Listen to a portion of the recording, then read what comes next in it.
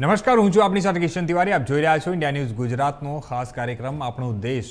સમાચારોની શરૂઆત કરીએ આપણે. આજે વાત કરીશું મહત્વપૂર્ણ ચર્ચાઓ પર. તો રેલવેના ભાડામાં 1 જુલાઈથી વધારો થઈ શકે છે.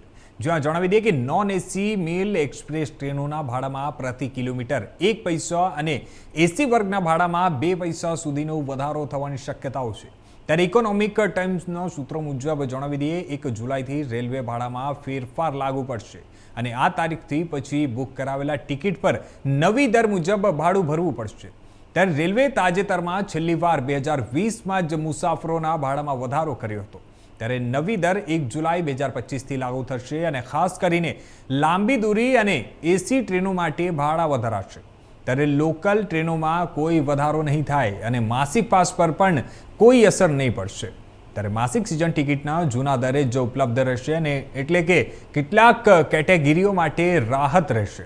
નવા ભાડા મુજબ સામાન્ય સેકન્ડ ક્લાસમાં 500 કિલોમીટરના અંતર સુધી કોઈ ફેરફાર નહીં થાય, પરંતુ 500 કિલોમીટરની વધુ દૂરી માટે પ્રતિ કિલોમીટર અડધો પૈસો વધશે. જ્યારે મેલ એક્સપ્રેસ નોન એસી ટ્રેનોમાં 1 પૈસો પ્રતિ કિલોમીટર અને એસી વર્ગમાં 2 પૈસો પ્રતિ કિલોમીટર વધારો થશે. સૂત્રોના જણાવ્યા મુજબ જણાવી દઈએ કે રેલવે આ ફેરફારો મુસાફરો પર ઓછો અસર પડતા અને સેવાઓ સુધારવાના હેતુથી કરી રહ્યો છે.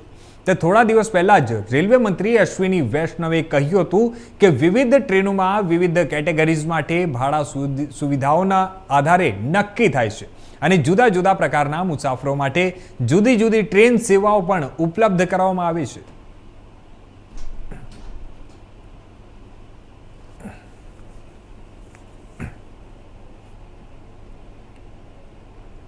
આ તરફ સમાચારોમાં આપણે આગળ હવે વાત કરીએ રાજસ્થાનની. તો રાજસ્થાનના દુદુના બિચુન ગામથી પંડિત દીનદયાલ ઉપાધ્યાય અંત્યોદય સંબંધ પખવાડિયાનું શુભારંભ કરવામાં આવ્યું છે.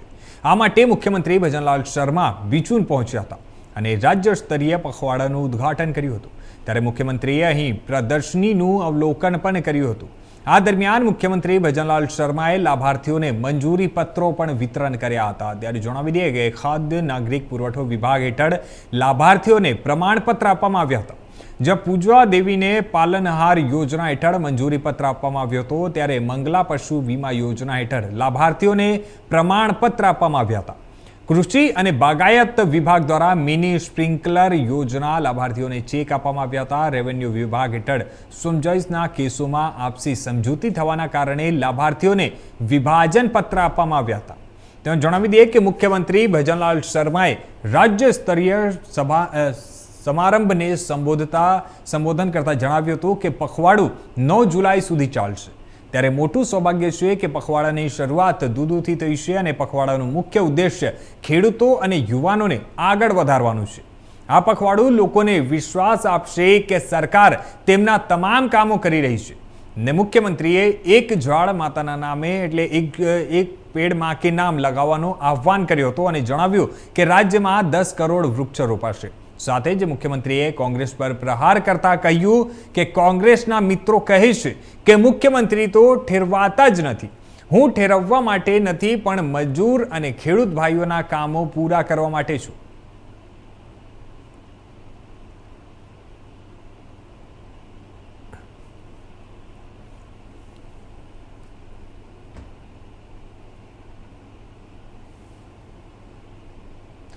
તો આ તરફ હવે વાત કરીએ આપણે રાજસ્થાનના જયપુરની. તો રાજધાની જયપુર સહિત સમગ્ર રાજ્યભરમાં છેલ્લા ઘણા દિવસોથી સતત વરસાદની સાથે માહોલ રહ્યો છે અને જેના કારણે તાપમાનમાં ઘટાડો તો આવ્યો છે, પણ સાથે જ ભેજથી સામાન્ય જનતા ખૂબ જ કંટાળેલી છે. ત્યારે વરસાદની હાલતને લીધે અનેક જગ્યાએ પ્રશાસનની નાકામીઓ ખુલ્લી દેખાઈ રહી છે. જણાવી દઈએ કે દેશના અન્ય જિલ્લાઓમાં પણ પાણી ભરાવવા અને પાણી નીકળતા ન હોવાના કારણે લોકો મુશ્કેલીઓનો સામનો કરી રહ્યા છે. તો બીજી તરફ હવામાન વિભાગે આજે 5 જિલ્લાઓ માટે વરસાદ માટે ઓરેન્જ એલર્ટ અને 23 જિલ્લાઓ માટે યલો એલર્ટ જાહેર કર્યો હતો.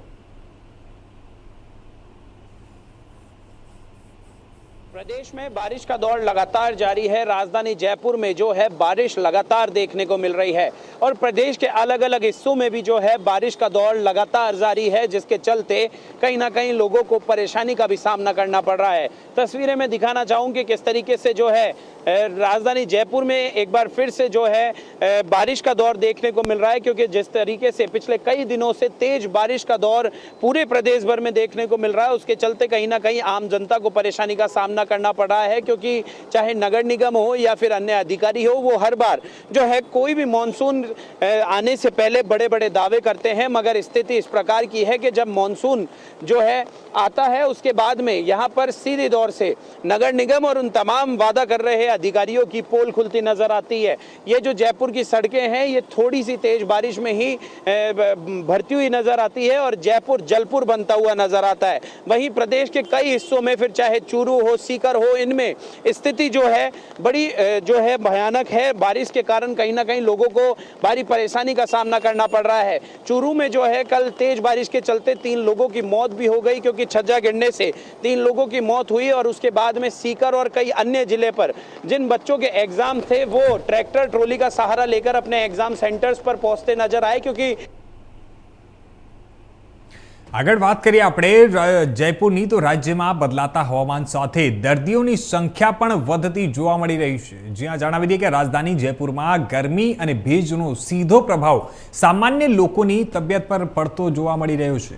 અહીં એસએમએસ હોસ્પિટલ સહિત અનેક જો અન્ય સરકારી અને ખાનગી હોસ્પિટલો છે તે હોસ્પિટલોમાં મેડિસિન ઓપીડીના દર્દીઓની સંખ્યા વધી રહી છે। ત્યારે વધુ ભાગ દર્દીઓ વાયરસથી થતા તાવ, ખાંસી, જુખામ, માથાનો દુખાવો, ઇન્ફેક્શન જેવી સમસ્યાઓથી પીડિત બની આવ્યા છે। ત્યારે માહિતી દેતા જણાવીએ કે આપણે જે સંવાદદાતા છે પ્રશાંત यादवની એક ખાસ रिपोर्ट। प्रदेश में बदलते मौसम के साथ अब मरीजों की संख्या में भी इजाफा देखने को मिल रहा है। जिस तरीके से प्रदेश में बारिश ने दस्तक दी है, जिसके चलते अब मरीजों की संख्या में इजाफा देखने को मिल रहा है। तस्वीरें में दिखाना चाहूँ प्रदेश के सबसे बड़े अस्पताल एसएमएस अस्पताल में इस समय हम मौजूद है और जो है इसके ओपीडी में, यानी कि जो मेडिसिन ओपीडी है उसके अंदर डॉक्टर से परामर्श लेने के लिए लोग भारी संख्या में पहुंच रहे हैं। क्योंकि जिस तरीके से मौसम में बदलाव हुआ है तो लोग जो मरीज है वो खांसी, जुकाम, बुखार जैसी बीमारियों से पीड़ित होकर डॉक्टर से परामर्श लेने के लिए पहुंच रहे हैं। हालांकि जो है कोरोना के मामले भी लगातार बढ़ रहे हैं, मगर बदलते मौसम के चलते खांसी, जुकाम, बुखार से भी पीड़ित होकर लोग पहुंच रहे हैं। आप तस्वीरों में देख सकते हैं कि किस तरीके से लंबी लंबी कतारें देखने को मिल रही है। जो आम दौर पर जो एसएमएस अस्पताल में ओपीडी 500 से 600 आया करती थी, वो अब 1000 के लगभग प्रतिदिन देखने को मिल रही है। क्योंकि जो है बदलते मौसम के चलते लोग खांसी, जुकाम, बुखार से परेशान होकर डॉक्टर से परामर्श लेने के लिए पहुंच रहे हैं। अगर डॉक्टर्स की माने तो डॉक्टर्स का ये कहना है कि जिस तरीके से मौसम में बदलाव हुआ है, हालांकि जो है बारिश का दौर शुरू हो चुका है, मगर जो है उसके साथ ह्यूमिडिटी यानी उमस भी देखने को मिल रही है, जिसके चलते लोग अधिक कूलर, एसी का उपयोग कर रहे हैं, ठंडे पानी का सेवन अधिक कर रहे हैं, जिसके चलते उनको बुखार और गले में दर्द, खांसी जैसी परेशानियों का सामना करना पड़ रहा है। सावधानियां रखने के लिए लगातार डॉक्टर कह रहे हैं और इस जो है खांसी, जुकाम, बुखार में अगर कोई भी व्यक्ति उसको खांसी, जुकाम, बुखार होती है तो तुरंत डॉक्टर्स के पास परामर्श लेने के लिए कहा जा रहा है। क्योंकि कोरोना के आंकड़े भी लगातार बढ़ रहे हैं। जिस तरीके से जयपुर में सर्वाधिक, प्रदेश में सर्वाधिक जो है राजधानी जयपुर से कोरोना के मामले निकल कर आ रहे हैं, ऐसे में सावधानियां रखना बेहद जरूरी है। कैमरा पर्सन राकेश गुप्ता के साथ मैं प्रशांत यादव, इंडिया न्यूज जयपुर। તો આ તરફ સમાચારોમાં આગળ હવે આપણે વાત કરીશું મધ્યપ્રદેશના ગ્વાલિયરની। તો ગ્વાલિયરમાં રાજા રઘુવંશી હત્યાકાંડનો જે મામલો છે તેમાં તાજેતરનું અપડેટ સામે આવ્યું છે। ગ્વાલિયરમાં રાજા રઘુવંશી હત્યાકાંડમાં મહત્વપૂર્ણ વિકાસ જોવા મળ્યો છે। જણાવી દઈએ કે મેઘાલય પોલીસે લોકેન્દ્ર તોમરને પૂછપરછ માટે બોલાવ્યા હતા। ત્યારે પૂછપરછ બાદ તેને જેએચ હોસ્પિટલમાં મેડિકલ કરાવવામાં આવ્યું હતું। ત્યારે મેડિકલ પ્રક્રિયા પૂર્ણ થતાં તેને ગ્વાલિયર જિલ્લા ન્યાયાલયમાં પેશ કરવામાં આવ્યો હતો। ત્યારે કોર્ટે લોકેન્દ્ર તોમરને 3 દિવસ માટે ટ્રાન્ઝિટ રિમાન્ડ પર મોકલી દીધો છે અને પોલીસે જણાવ્યું કે હત્યાકાંડ મામલામાં લોકેન્દ્ર તોમરના નામ સામે આવ્યું છે અને તેમના બેગ, પિસ્તોલ તથા 5 લાખ રૂપિયાની તપાસ જરૂરી છે। સોનમ રઘુવંશીએ લોકેન્દ્રના ફ્લેટમાં બેગ મૂકી હતી, જે હવે શોધવાનો મુખ્ય મુદ્દો બની ગયું છે। ત્યારે પોલીસે આ મામલે મહત્વના સૂત્રો મેળવવાની આશા રાખી છે અને તપાસ ઝડપી રહી છે।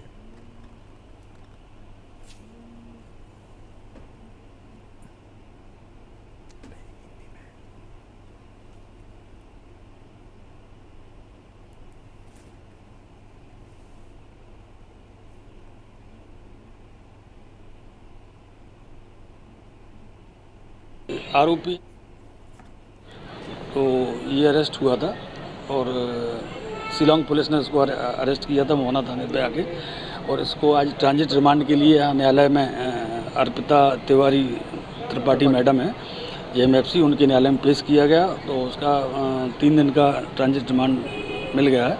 तो अभी उसको मेडिकल कराने के बाद इंदौर रवाना करेंगे।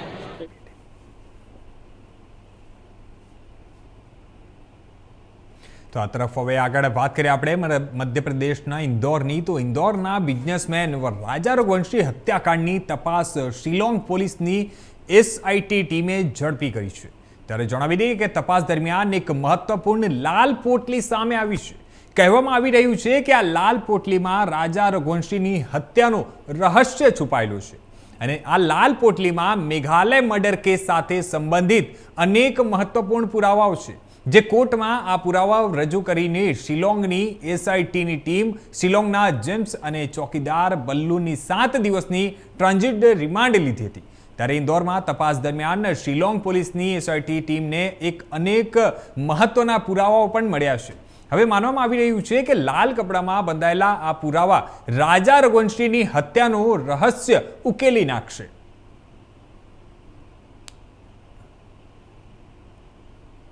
देखिए, मेरे को अभी गोविंद के बच्चे फोन आया था 8 दिन पहले। उसने बताया था मुझे, बोले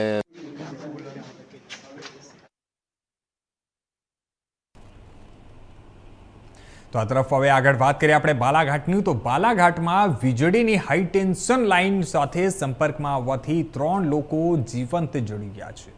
જણાવી દઈએ કે આ દુઃખદ દુર્ઘટનાના લાંજી પોલીસ સ્ટેશન વિસ્તારમાં મંગળવારે સવારે લગભગ 8:30 વાગે થઈ હતી। ત્રણેય જે વ્યક્તિઓ હતા તે એક જ પરિવારના સભ્યો હતા અને બાઇક પર દેવલ ગામના દુર્ગા મંદિર જઈ રહ્યા હતા।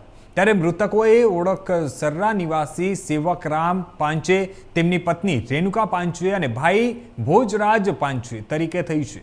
ત્યારે જણાવી દઈએ કે પૂર્વ સરપંચના કહેવા પ્રમાણે મૃતદેહોને લગભગ 1 કલાક સુધી દેતા રહ્યા હતા અને SDM કમલચંદ્ર સિંહને જણાવ્યું કે હાઈ ટેન્શન લાઇનની ઉપરથી વૃક્ષની એક ડાળી પડી હતી, જેના કારણે તાર તૂટીને રોડ પર આવી પડ્યો હતો અને આ દરમિયાન મંદિર જતા લોકોની બાઇક તે તારમાં ફસાઈ ગઈ હતી। ત્યારે વીજળી ચાલુ હોવાના કારણે બાઇકમાં આગ લાગી ગઈ અને બાઇક સવાર 3 લોકોનો બચવાનો સમય જ ન મળ્યો હતો અને તેઓ ઘટના સ્થળે જ મોતને ભેટ્યા હતા।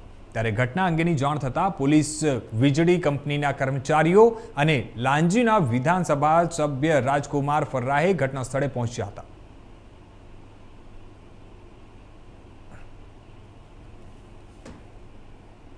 તો આ તરફ વાત કરીએ હવે ઉત્તર પ્રદેશના કાનપુરની, તો કાનપુરના કિડવઈનગર ચોરા પર એક રઈસજાદાએ પોતાની લક્ઝરી કારથી એક મજૂરને ઉડાવી દીધું છે અને આ એક ગંભીર અકસ્માત છે, જ્યારે મજૂર ગંભીર રીતે ઘાયલ થયો હતો અને આ ઘટનાના રાતના મોડા સમયે બની હતી। ત્યારે જણાવી દઈએ કે પોલીસ પણ ગસ્ત માટે ત્યાં હાજર હતી, પરંતુ પોલીસે આ કાર જપ્ત કરી લીધો છે અને જ્યારે મજૂરને હોસ્પિટલમાં દાખલ કરવામાં આવ્યો હતો। ત્યારે કિડવઈનગર પોલીસના જણાવ્યા પ્રમાણે વાત કરીએ આપણે તો કાર ચલાવનારની ઓળખ મેળવવા માટે કામગીરી હમણાં હાલ ચાલી રહી છે અને મજૂર પરિવારના વિશે પણ जानकारी મેળવી રહી છે। ત્યારે કિડવઈનગર જે ચોકડી છે તે નજીક અનેક મજૂર રસ્તા ઉપર જ સૂતા હોય છે અને આ જ વચ્ચે સોમવારની રાતે રામકુમાર નામના મજૂરે અન્ય મજૂરો સાથે રસ્તા પર સૂતા હતા। એ જ સમયે લક્ઝરી કાર જગવાર ચાલકે રામકુમારને અકસ્માત કરતા અડફેટે લીધો હતો। ત્યારે રાજકુમાર દૂર પડી ગયો હતો અને પોલીસની તપાસમાં જાણવા મળ્યું છે કે લક્ઝરી કારનો રજિસ્ટ્રેશન 25 જાન્યુઆરી 2018ના રોજ થયો હતો અને તેનો ઇન્સ્યોરન્સ 19 ફેબ્રુઆરી 2025ના રોજ સમાપ્ત પણ થઈ ગયું છે। આ કારનું ફાઇનાન્સિંગ HDFC બેંક દ્વારા કરવામાં આવ્યું છે અને પોલીસ મુજબ આ કાર પનગી સ્થિત એક ઉદ્યોગપતિના નામે નોંધાયેલો છે અને તેઓ ઉદ્યોગ સાથે સંપર્ક કરશે।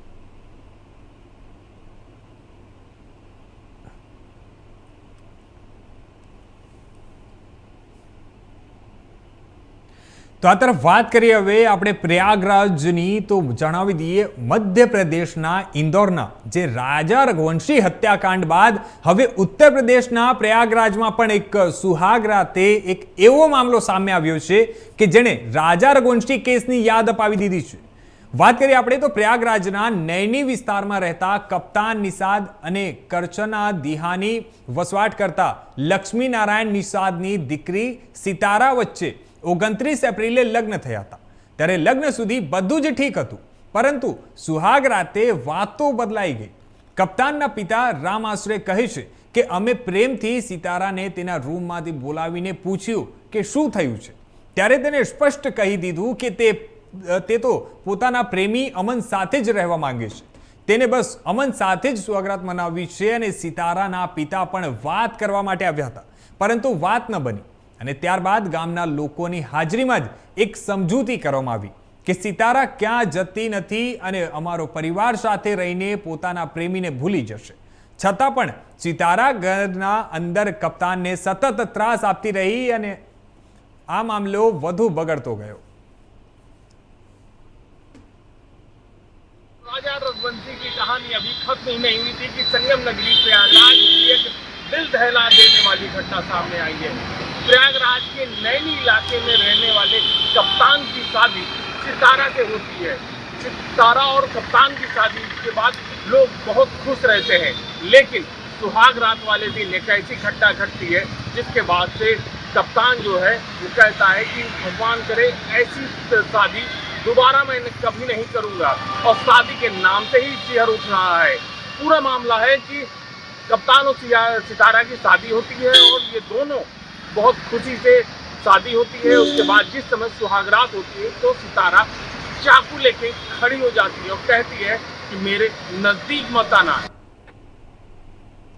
ચાલો હવે આગળ આપણે વાત કરીએ તો ઈરાન અને ઇઝરાયલ વચ્ચે ચાલી રહેલા યુદ્ધ પર સમગ્ર વિશ્વની નજરો છે. આવી સ્થિતિમાં ઈરાનના સુપ્રીમ લીડર આયાતુલ્લા અલી ખામેનેઈ ચર્ચામાં છે, જેમના માર્ગદર્શક અને ઈરાનમાં ઇસ્લામિક ક્રાંતિના પિતા આયાતુલ્લા રોલાહ ખોમેનીનો સીધો સંપર્ક ઉત્તર પ્રદેશના મહોબા જિલ્લાના ચરખારી નગર સાથે જોડાયેલો છે. ખુમેનીના ચાચા જાત પરિવારની 7મી પેઢી આજે પણ ચરખારીના મોહિતા તુર્કૈયાના સ્થિત ગોળા ઘાટમાં રહે છે. તેમના પૂર્વજો બારાબંકીના કિંતુર ગામમાંથી ચરખારીમાં આવ્યા હતા.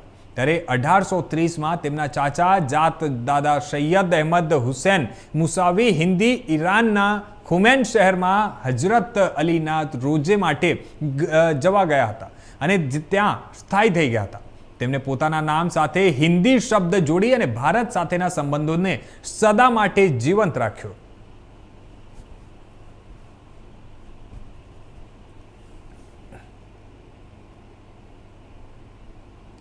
હવે આગળ સમાચારોમાં આપણે વાત કરીએ તો તાજેતરમાં યોજાયેલા પેટા ચૂંટણીમાં ગુજરાતના વિસાવદરમાં આમ આદમી પાર્ટીના ઉમેદવાર ગોપાલ ઇટાલિયાએ ભવ્ય જીત મેળવ્યો છે.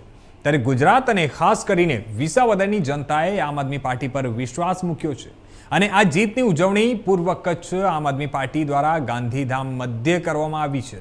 અને ત્યારે આપણે વાત કરીએ તો પૂર્વ કચ્છ આમ આદમી પાર્ટી દ્વારા ગાંધીધામના ગાંધી માર્કેટ ખાતે વિસાવદરમાં આમ આદમી પાર્ટીના ઉમેદવાર ગોપાલ ઇટાલિયાને મળેલા ભવ્ય જીતની ઉજવણી કરવામાં આવી હતી, જેમાં આમ આદમી પાર્ટીના કાર્યકર્તાઓએ એકબીજાને મીઠાઈ ખવડાવી ફટાકડા ફોડીને ખુશી મનાવી હતી. ત્યારે પૂર્વ કચ્છ આમ આદમી પાર્ટીના પ્રમુખ ડોક્ટર કાયનાત અંસારી આથાએ જણાવ્યું હતું કે જે રીતે ગુજરાતની જનતાએ વિસાવદરમાં અમારા પર વિશ્વાસ મૂક્યો છે, તેવી જ રીતે આગામી સમયમાં સમગ્ર ગુજરાતની જનતા પણ આમ આદમી પાર્ટી પર વિશ્વાસ મૂકી અને આમ આદમી પાર્ટીને સમગ્ર ગુજરાતમાં જીત અપાવશે. नमस्कार, मैं डॉक्टर कायनात अंसारी आथा, प्रमुख पूर्व कच्छ.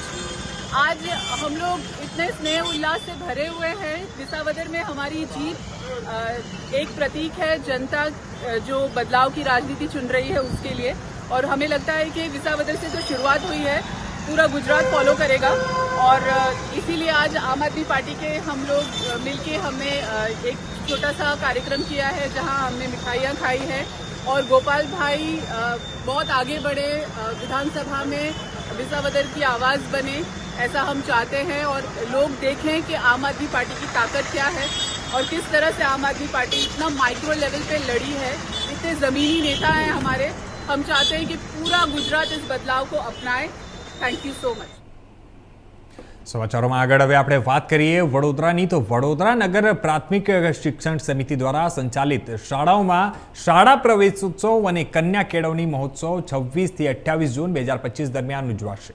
અને આ દરમિયાન 121 શાળાઓમાં બાલવાડીમાં 3746 અને બાલવાટિકામાં 4120 બાળકોને પ્રવેશ આપવામાં આવશે.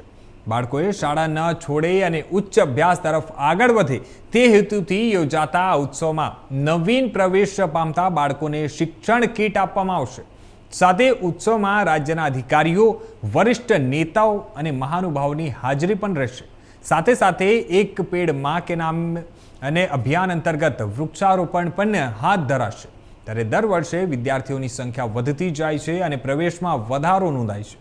અંગ્રેજી માધ્યમની 6 શાળાઓ અને 10 માધ્યમિક શાળાઓ શરૂ કરવામાં આવી છે. ત્યારે નગર પ્રાથમિક શિક્ષણ સમિતિ વડોદરા વાલીઓને અપીલ કરે છે કે બાળકોને સમયસર શાળામાં દાખલ કરીને તેમના ભવિષ્યને ઉજ્જવળ બનાવે. 50,000નું ટાર્ગેટ હતું. 50,000ના ટાર્ગેટ માટે અમે અમારી મહેનત કરેલી છે અને દર વર્ષની જેમ આ વર્ષે પણ 8 થી 10,000 બાળકો અમે જોડી રહ્યા છે. હજુ અત્યારે આવતા દિવસોમાં બાળકો જોડાશે એવી અમને ખાતરી છે. 50,000 ના આધારે પણ અમારું ટાર્ગેટ 50,000નું રાખીએ તો ઊંચું નિશાન રાખવાથી ઊંચા સંખ્યા લગી અમે પહોંચી શકીએ એના માટે અમારી કામગીરી છે. લોકમાન્ય તિલક સ્કૂલમાં 2 મહિના પહેલા જ ખર્ચો કરવામાં આવ્યો હતો. હવે શાળા તોડવાનો આયોજન છે, વિદ્યાર્થીઓને શિફ્ટ કરવામાં. ફરી એકવાર સવાલ ફરી એકવાર આપશો. લોકમાન્ય તિલક શાળામાં થોડા ટાઈમ પહેલા જ ખર્ચો કરવામાં આવ્યો હતો શાળામાં સફાઈ કરવી. હવે શાળા તોડવામાં એટલું નક્કી કરવામાં આવ્યું છે. તમારા બધાની જાણકારી માટે એક વસ્તુ ખાસ કહી દઉં કે આપણાને નગર પ્રાથમિક શિક્ષણ સમિતિની શાળાઓના નવા ઇન્ફ્રાસ્ટ્રક્ચર માટે અમારી આખી ટીમ ખૂબ કામ કરી રહી છે. એટલે ક્યારે પણ કોઈ પણ ખર્ચો કર્યો હોય પણ શાળા નવી બને એના માટે આવનાર 25, 30, 50 વર્ષ લગી બાળકને સારું ઇન્ફ્રાસ્ટ્રક્ચર મળે એના માટે અમારી આખી ટીમ કાર્યરત છે. કોઈ પણ કાર્ય એને પાછલું કાર્ય જોઈને રોકવાની જરૂર ના હોવી જોઈએ. એ આગલી દિશામાં જોઈને આપણે એની માટે કામગીરીમાં લાગ્યા છે. મને એ વખતે ખબર નથી મને સરકારમાંથી પરમિશન મળી હશે. સરકારમાંથી પરમિશન મળવી અને સરકારમાંથી પરમિશન મળ્યા પછી એ કામે લાગ્યું એ બેની અંદર ફરક છે સાહેબ. તમે તમારો ક્વેશ્ચન વ્યાજબી છે, અમે ના નહીં પાડીએ, પણ અમે એની જોડે જોડે એવું બી કહીએ કે અમારી પાસે એ વખતે સરકારમાંથી પરમિશન ના આવી હોય તો એને બાળકોને ઇન્ફ્રાસ્ટ્રક્ચર સારું આપવું એ અમારી પ્રાથમિકતા છે. એ વખતે બી પ્રાથમિકતા હતી, આજે બી પ્રાથમિકતા છે. જી સાહેબ, હજુ રિપેરિંગ કરવા કરતાં અમે નવા ઇન્ફ્રાસ્ટ્રક્ચર માટે વધારે સરકાર પાસે માંગણી કરી છે. ગત વર્ષે આપણે જોયું છે 6 શાળાઓને અમે લોકાર્પણ કર્યું છે, 12 શાળાઓનું ખાતમુહૂર્ત કર્યું છે અને આવનાર દિવસોમાં બીજી 6 થી 8 શાળાઓ માટેની અમારી તૈયારી છે. અમારું બોર્ડ પતતા પહેલા અમે વડોદરા શહેરની 50% વધારે શાળા નવી થાય, સારા ઇન્ફ્રાસ્ટ્રક્ચર આપી જઈએ એના માટેની અમારી. ચલો આ તરફ હવે આગળ વાત કરીએ આપણે. તો ડભોઈ તાલુકાના મેવાસ વિસ્તારના અરણ્યા, આસગોલ અને પરા ગામ તાલુકાથી સંપર્ક વિહોણા થયા છે. ઓરસંગના વરસાદી પાણી કોતરોમાં આવી જતા 50 ફૂટ જેટલા ઊંચા પુલ ઉપર પાણી ફરી વળ્યા છે. ત્યારે છોટાઉદેપુર જિલ્લા અને ઉપરવાસમાં વ્યાપક વરસાદના થતા ઓરસંગ નદીના પાણી કોતરોમાં ફરી વળ્યા છે. છોટાઉદેપુર જિલ્લામાંથી આવેલા ઓરસંગના પાણીના કારણે ડભોઈ તાલુકાના 3 ગામોને અસર થઈ છે. ત્યારે ડભોઈ તાલુકાના 3 ગામોને જોડતો જે પુલ છે તે પુલ પર ઓરસંગ નદીના પાણી ફરી વળતા 3 ગામોનો સંપર્ક ખોરવાયો છે. ત્યારે ડભોઈ તાલુકાથી અરણ્યા, આસગોલ અને પરા ગામ સંપર્ક વિહોણા બન્યા છે. પુલની ઊંચાઈ ઓછી હોવાથી ચોમાસામાં અનેકવાર પુલ ઉપર પાણી ફરી વળવાની ઘટનાઓ સામે આવતી હોય છે. તો આ હતા અત્યાર સુધીના મુખ્ય સમાચારો. વધુ સમાચારો માટે જોતા રહેજો ઇન્ડિયા ન્યૂઝ ગુજરાત.